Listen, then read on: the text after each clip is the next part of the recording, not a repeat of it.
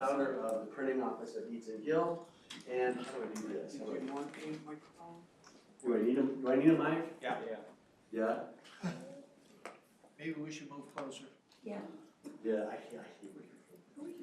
We can move I closer. promise to talk louder.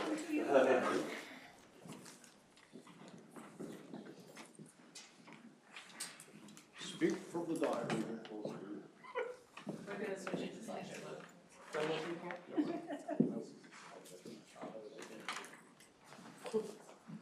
That's good. Sorry about this. Hello, can you hear me now? All right, so it's really weird for me to talk with the microphone. But my name is Gary Gregory. I'm the founder of the printing office of Edes Gill and also a tour company called Lessons on Liberty. I spoke here last year a little bit. The title is slightly misleading. I'm going to talk a little bit about the what Boston printers were up to, and then I'm going to talk about the mechanics and physicality of printing for this revolution. So that's my shop's old location. It's a lovely little space that was up on the north end. You can see my English common press. I've got rolling presses in the back. Looks pretty typical of an 18th century shop. I just moved into this building last July, which is a much nicer spot, much bigger spot. And I love every minute of it. People from all over the world get to come in and now see what we're doing, what we're talking about. So it's a much more diverse group of people. It's just absolutely wonderful. I wasn't quite ready for 350,000 people last July. That's actually how many came into the building. But, you know, it's all good. So this is what the shop looks like now, although I just redid it. But as you can see, we've got the 18th century equipment in there and some modern things which are going away. It's actually really hard to get back to the 18th century when you're doing a trade with every tool. If you go to Colonial Williamsburg, obviously, they do, because they've got tradesmen all over their property that can make stuff for them. If I want a little sheep's foot tool made for me, buy them, it's $500. So I don't have quite the same advantages that they do, but we try. So when we talk about these printers of Boston, I know J.L. Bell just did a talk about some of the shenanigans and things that went on between the printers, but make no mistake about it, there's a couple of printers that were very, very pro-patriot, okay? And that stance is actually going to be good for business for them. But I love Isaiah Thomas's tagline here, right? Open to all parties, but influenced by none. Of course, that's crap, right? So he's making it up. I like to call Thomas's newspaper the National Enquirer of Patriot News. The number of newspapers varies at this time period. Between like 5 and 7, there's some 12 printers in Boston, or printing presses, I should say, at any given time. And that's a relatively high number given the size of the city compared to New York and Philadelphia. So we see, I listed the guys in red who were, let's say, pro-loyalists, if you will. Then we have the Chronicle, John Mean, I'm sure. Did anybody hear J.L. Bell's talk? Were you all here? Okay, so he probably talked about Mean a bit, who's really a decent guy in a bad, his timing was bad, right? Starts a big business. Fleet Neutral, we've got the Massachusetts Gazette and the Boston Weekly Gazette, Draper, these are pro-loyalists. And then we've got the Boston Gazette and Country Journal, Benjamin Edes and John Gill. That's who I named my shop after. There was a pamphlet done a little while ago, many years ago actually, Marianne Yodelis, I think is the name, called Who Paid the Piper? And it talks about how many imprints each one of these Boston printers made during that time period, or how many they're credited for, and who was really doing well and who wasn't. So it turns out that Edes and Gill are by far the most prolific number of imprints during that time period, and also probably from a financial standpoint, they're doing exceptionally well. So how do you equate that to modern times? If I get more clicks and more viewers, I make more money. How do you do that? You create stuff. You create crises and national emergencies, right? And so you get, so you wind up, so Boston Gazette, are they doing it for this reason? I don't know. They leave almost no notes behind. They don't tell us what they're up to. But you see the newspaper hamming it up, creating these political essays. I mean, when you listen to John Adams talk, or some of these guys, they're always talking about being in the printing office of Edes and Gill, creating paragraphs and occurrences, right, and working the political machine. I would say it's probably safe to say that every weekend, somebody like that is in the shop of Edes and Gill doing something. If you look at the sheer number of political essays coming out of that place, it's incredible. I mean, I actually just met a guy the other day, kind of a lay person, who was reading Bernard Bailyn's book on, what's the title, Bernard Bailyn? Pamphlets of the American Revolution. Bernard Bailyn had, Brandeis, a history professor, had picked 75 pamphlets that he thought were the most important, right? So out of how many? Like hundreds and hundreds and hundreds. So I met this guy the other day who was actually reading Bernard Bailyn's book. I'm like, wow, that's impressive. It's pretty far down the rabbit hole there. So everybody's merging and going in and out of business during this time period, but that gives you a snapshot of just how many groups are there. And no printing press, no revolution. Boy, that character, I had no idea. Sorry. I should have used a normal font. So when we look at kind of how this works, 1775, we've got 1765 Stamp Act, Towns and Acts. In the Stamp Act, we're questioning the judgment, right? What's going on? When we get to the Towns and Acts, we're questioning the ministers, right? What's going on there? And then the T Act, we're looking at king and parliament. And finally, we're looking at the legitimacy of the government itself. So you're going to see just kind of a little bit of shift as we go. Now, at any given time, they're taking on all kinds of people here and in different things, but that's a generalization about how this movement progresses. And I love prints like this. Here we've got America on the ground, France and Spain, talking, and England looking up our skirts, right? So Britannia, as always, like this. So when we look at the progression and the target of the press, the Royal Legislative Acts, first, local government we start taking on. Now, again, at any given time, we can go after individuals in the newspaper as well, as we see by, what happens to Andrew Oliver, Thomas Hutchinson, and the Stamp Act crisis. So we're going to tar and feather people and go after them, but just as a general thing, as we go down, the paper starts taking on different things. And finally, it goes to the parliamentary administration and the king, because the king is the guy that you can't print against. It's illegal.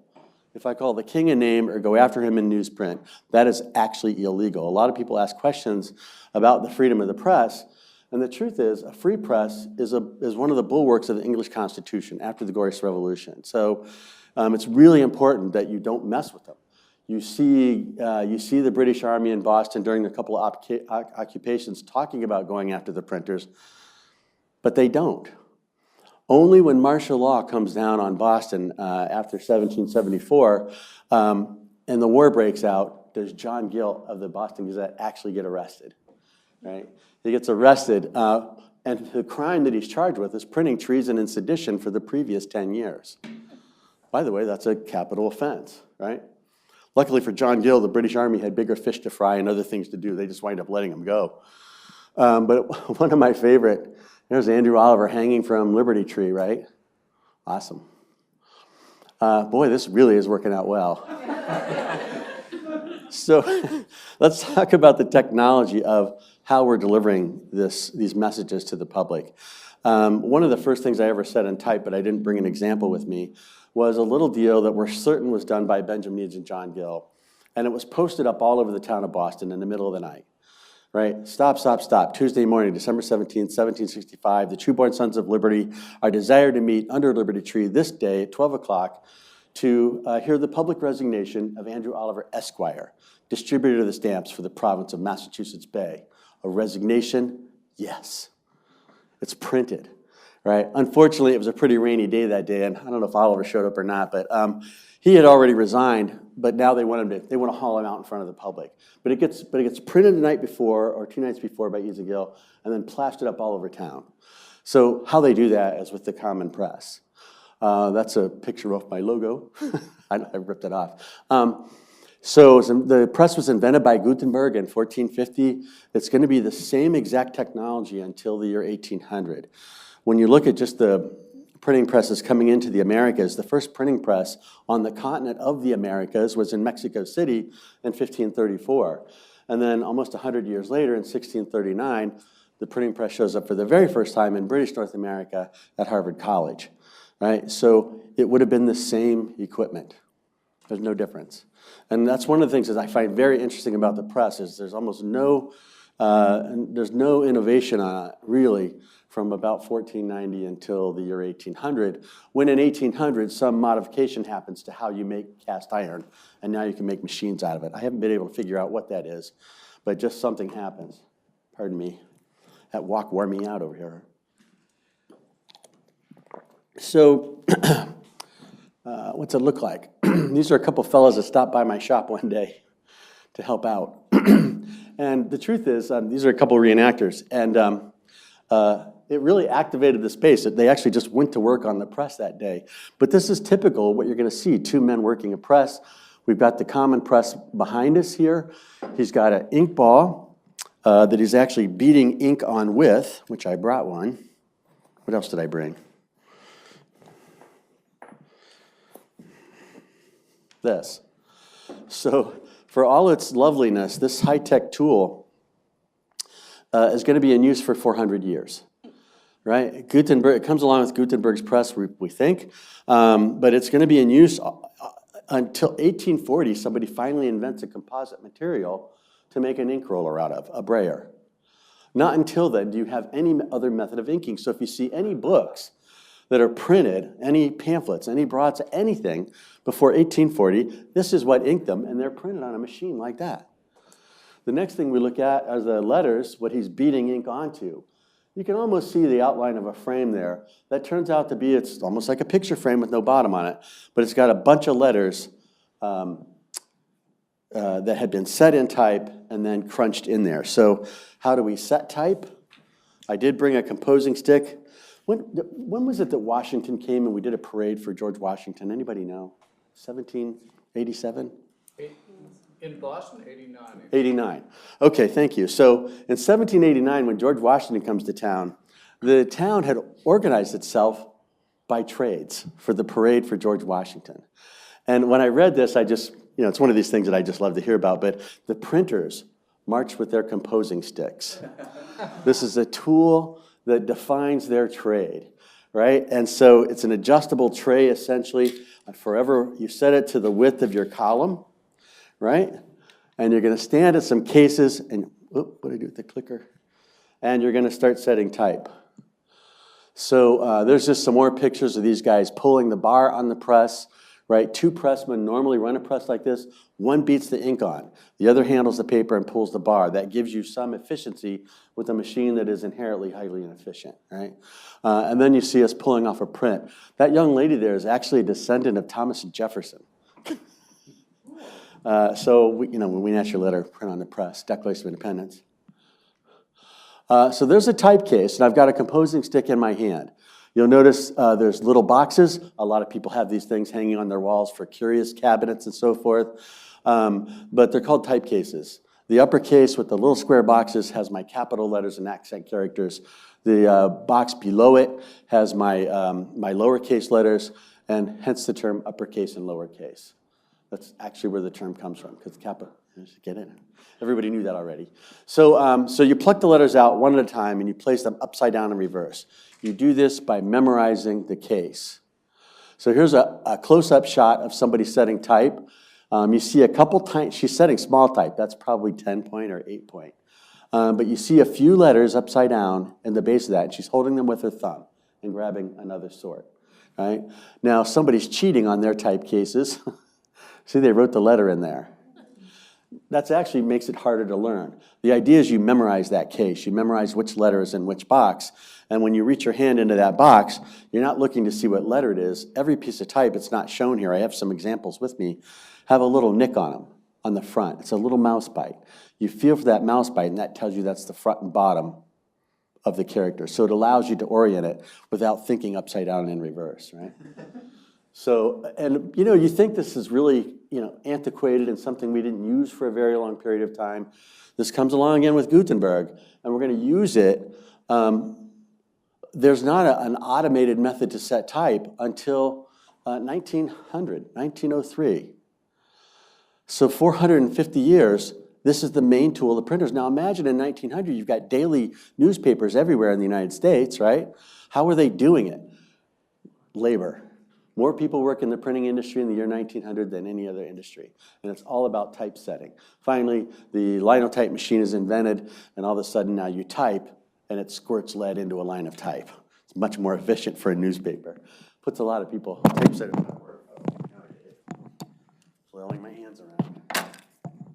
All right, let's try this again. How's that? All right, so that's what the letters look set.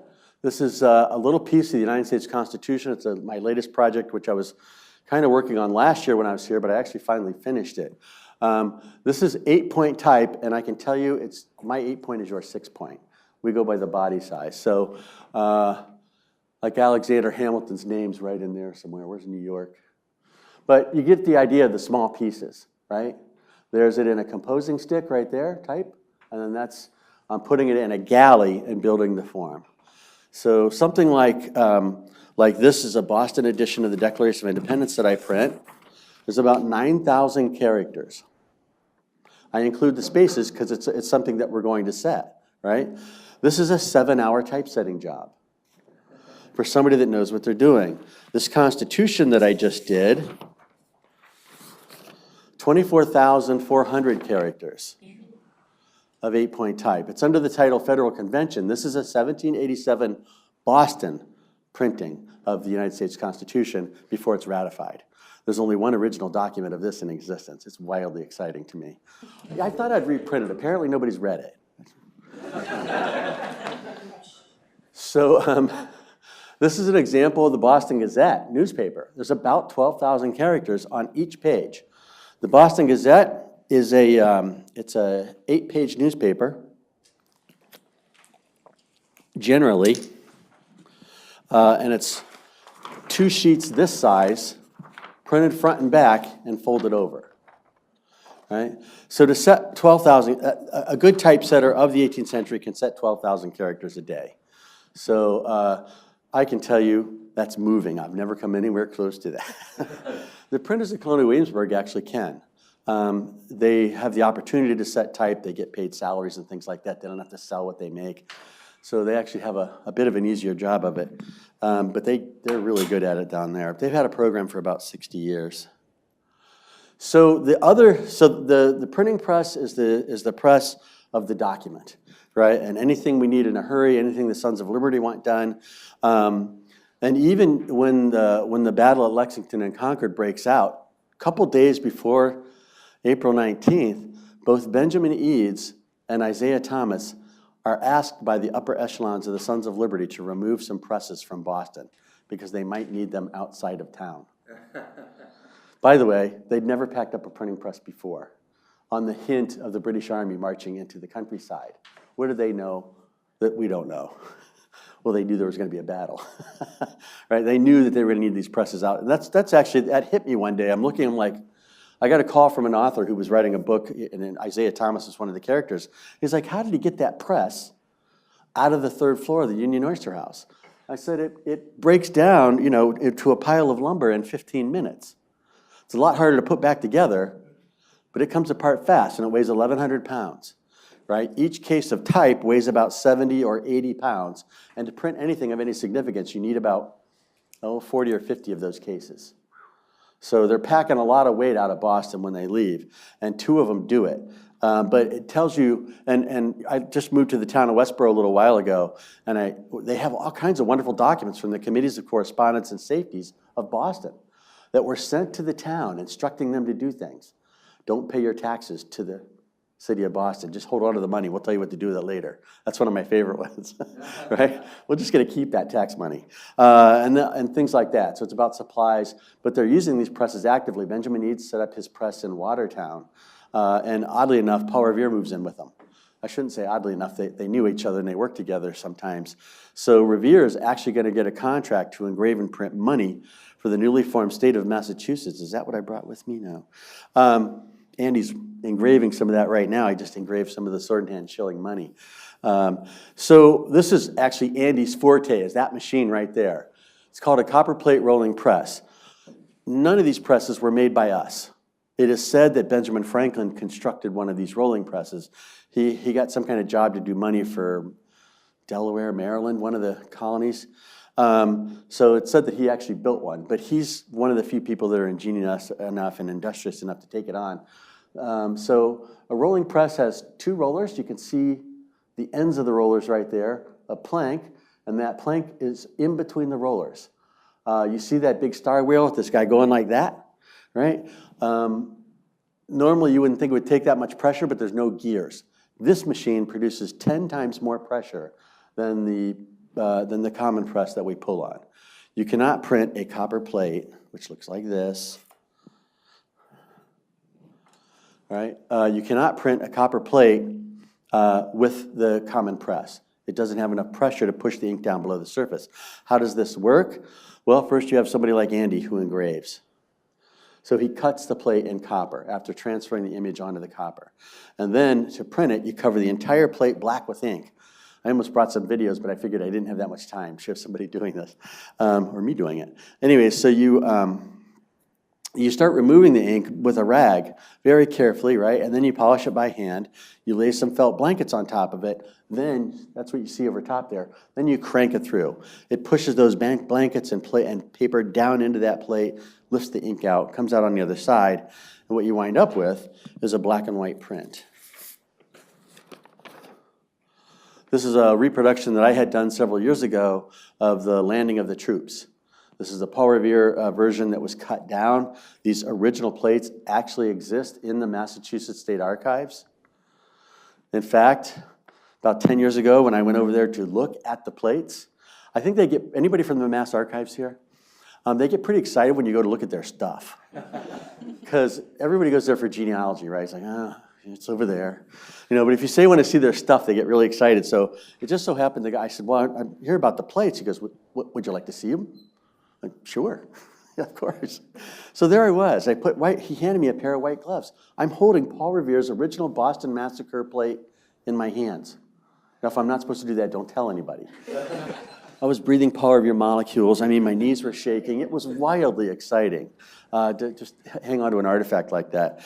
But it was super cool, really thick plate, very nice, and not executed extremely well. Revere wasn't a fantastic engraver, all right, but he's good enough. And what he's going to produce, these prints, by the way, were done by Andy. This is the Boston Massacre plate, the cut down edition of it. Why are they cut down and have no verbiage on them? When Paul Revere was living with Benjamin Edes at Watertown, he gets a contract from the newly formed state of Massachusetts to engrave and print money. Well, we don't have any money. So what do? Print it. And yeah, it was worth exactly that. Revere does that. So he flips these plates over. He flips over the landing of the troops, engraves a sword-in-hand shilling and 8 bills on it after cutting it down, and he engraves banknotes on the back of the Boston Massacre plate.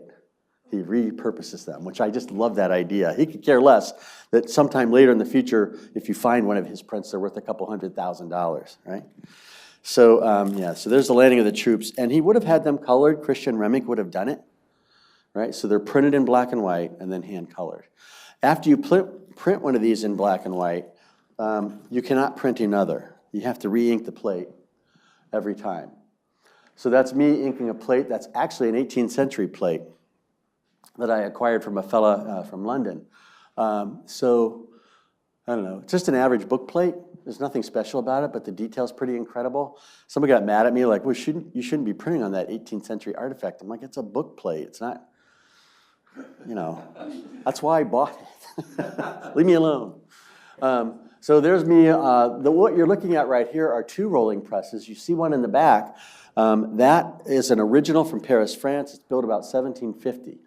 Now, these things are as rare as hen's teeth. For years, when I was trying to get this project off the ground, I couldn't carry my common press around with me to show people what this project was like, so I was looking for an intaglio press. I didn't know how to do that either, but I figured I could learn, right? So I found a small, but what I was looking for was something like from the 18th century. Almost in 2005 or 2006, you couldn't even find a picture of a wooden rolling press on the internet. So they're just, and I found out later why. There's 10 of them in the world. Right? 6 of them have had gears added onto them in the 19th century to make them easier to use.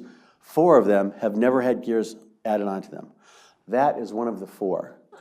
So it's an incredibly rare press that I was able to get from a museum in Paris who had gone out of business via a friend in Edinburgh. It's the only one of its kind on the continent. Paul Revere had one, pretty much like it, all right?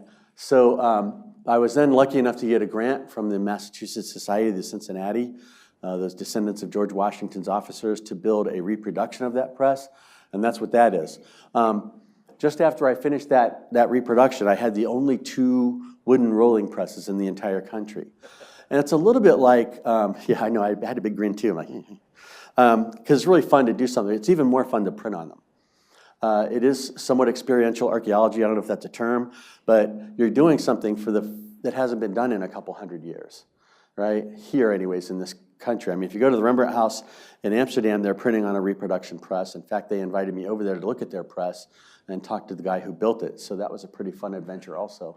But, you know, it's new. And so it turns out, when I first imported that old press and put it together, I had this friend from Edinburgh. He came over, and we were printing. This guy's a William Blake expert, so he brought some Blake plates. I didn't have any plates yet. And so we were printing Songs of Innocence plates, reproductions, on that old press. And we read the 17th century French manual, The Art of Engraving, how to set the thing up. So we set it all up. And you know what? The first print we pulled off of that was beautiful. That machine knew exactly what it was doing. It's been making prints for hundreds of years. It's not something you think about, but machines know. They get used to working with themselves and their parts, right? And so, unlike me, I seem to go worse as where I go. But so when I got this new press, had it built, it was like a stubborn teenager.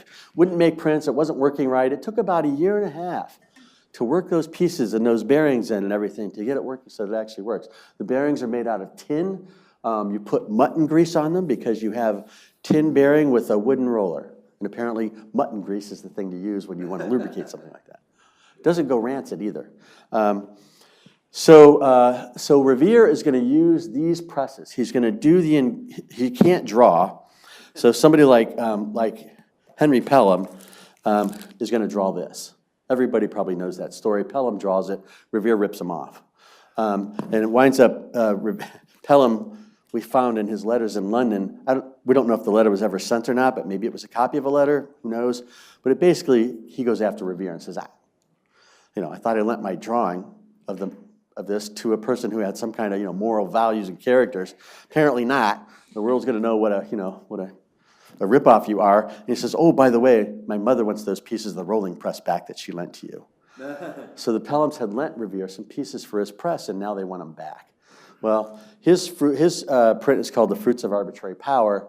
Didn't have all the bells and whistles that the Sons of Liberty wanted. We needed something a little bit more powerful, the Bloody Massacre, and that's what we get. So, but it's these machines that are going to produce that propaganda. The scene with the blood on the ground, right? By the way, Andy does the watercoloring on these too. So it just doesn't have the same effect in black and white. Very, very important. This is me pulling a print off of that 18th century plate. And it's really, you go at this for about 15 minutes per print. Once you print one, you can't print another. You have to re-ink the plate every time. So it's quite a process. If you're not into Eastern philosophy, but you want to learn how to meditate, try printmaking. I'm serious. You get in such a zone. It just requires just enough concentration that you can't daydream. So put your mind. I mean, you know how if you ever get in a thing where it's just timeless, you're there for 10 hours, but it feels like a moment. That's printmaking. It's just really fun to do, and cool. You come up with something like that. There's the Boston Massacre in black and white. That's the cut down plate that Revere cut down, but that's his strike off of his original plate. The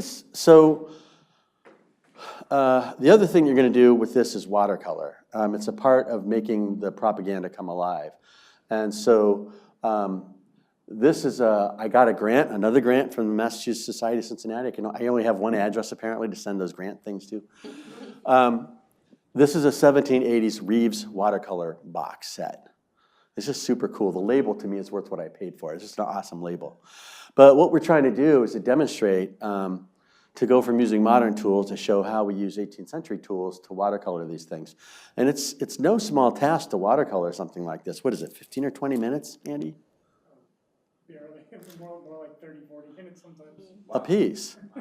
So the Boston Gazette ordered 200 Boston Massacre prints from Paul Revere. They were all printed and colored. We don't find any black and white ones. Anybody know of any black and white prints? They colored them all. You know, it's value add. You're going to sell them for more money than that. So you'll see in the next year, hopefully, we're going to be doing some watercolor demonstrations using 18th century reproduction brushes and tools and pigments. There's a gal, Andy, I had you at a modern table, so I didn't show your picture. I had a picture of him doing, but he had a modern table. So this is Jana Galvalente down. She's doing a watercolor there on an easel. You rarely see something like this. This is the Paul Revere's Boston Massacre plate printed in a 5-column broadside. So you're using 2 processes here. Not only are you running this through a rolling press and printing it, then you're going to do the letterpress printing. There's always a big argument which one comes first. I go back and forth with a rare bookseller like, okay, who do you print my guess is you print the letters first. But I don't know. But again, this is something that they didn't color, but it came out in a broadside, very powerful.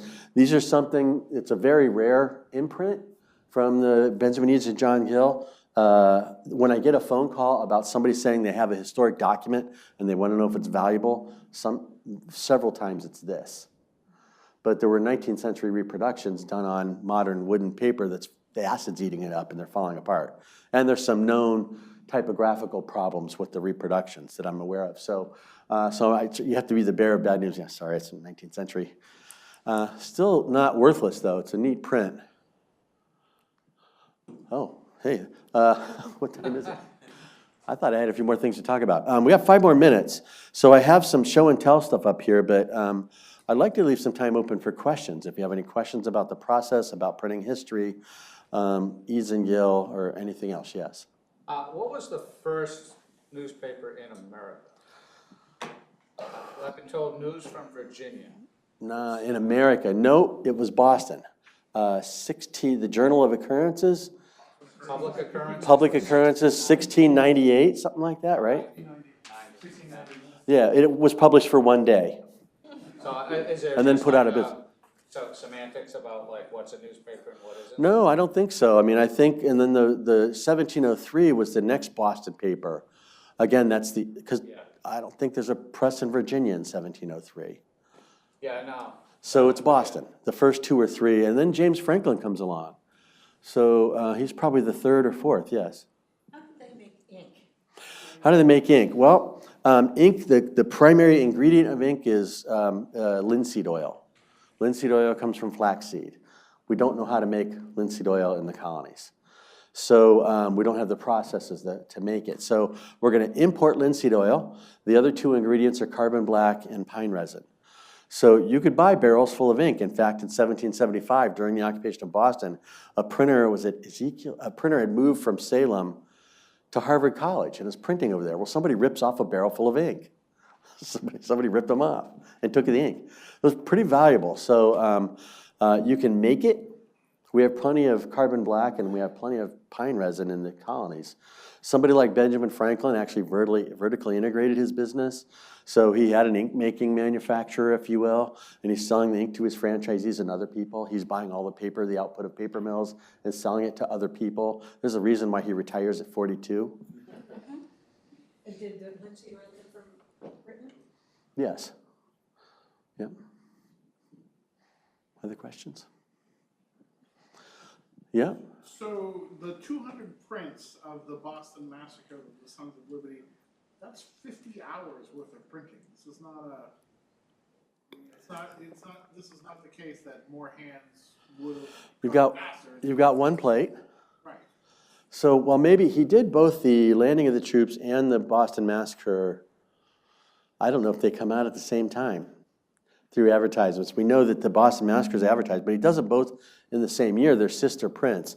So theoretically, you could print one, print the other, print one, print the other. And the other thing is, I just don't know how many of Paul Revere's apprentices would have known printmaking. It's tricky enough to learn.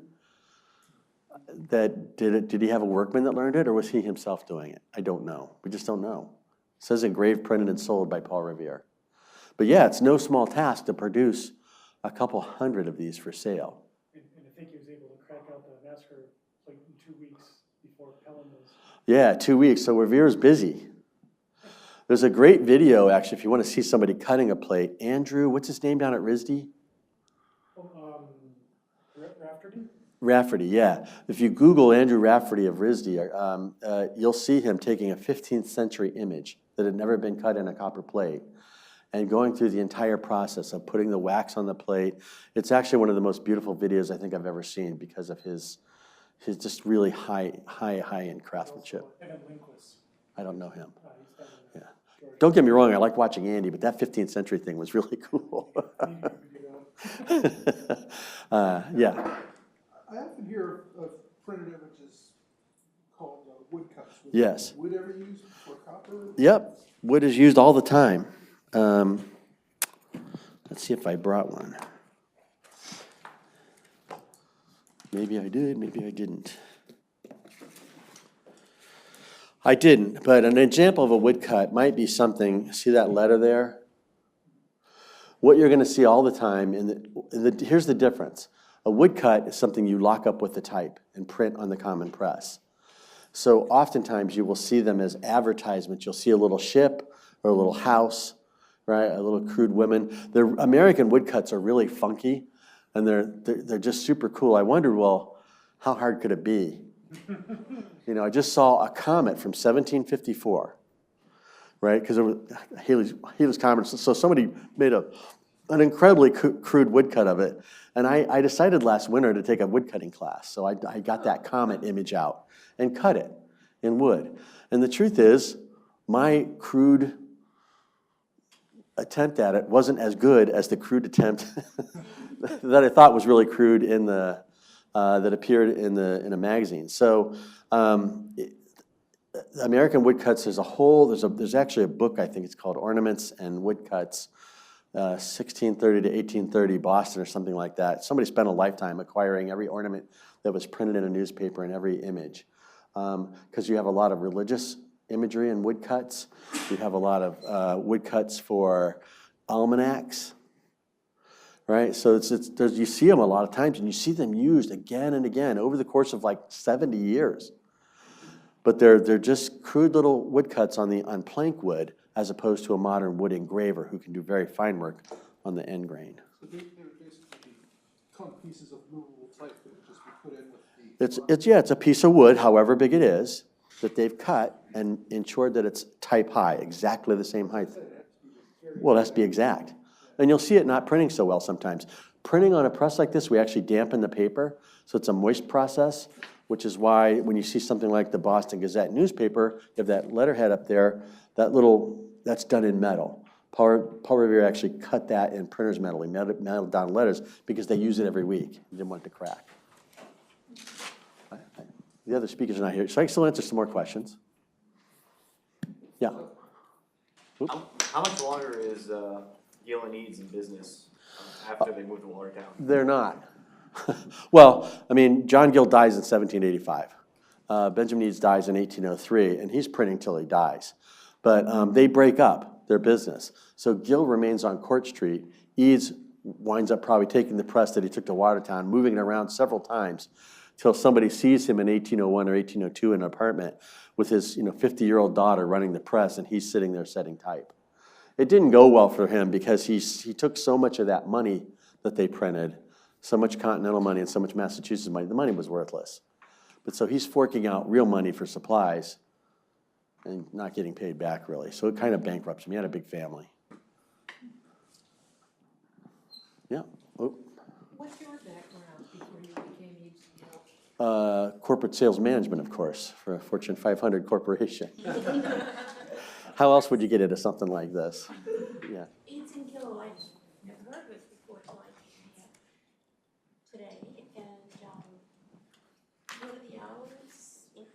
the setup there? Oh, my shop? Yeah. Oh, my shop is open from 10 to 6 right now. It's going to be open at 10 to 9 in the summertime. So I was going to invite you all. If anybody wants to come by today, I'm printing until 6 o'clock. I'm right at Faneuil Hall. So it's a really short walk. You can see me working the press over there. We're there every day. I personally am there on the weekends and maybe a couple days during the week. So yes, I would invite everybody to come over and remind me that you hear and you saw me talk, because it's kind of cool to watch happen. And then occasionally throughout the summer, we'll be doing printmaking and things like that. Thank you all so much for coming in, for listening to the talk. I really appreciate it. Oh, yeah, it was great.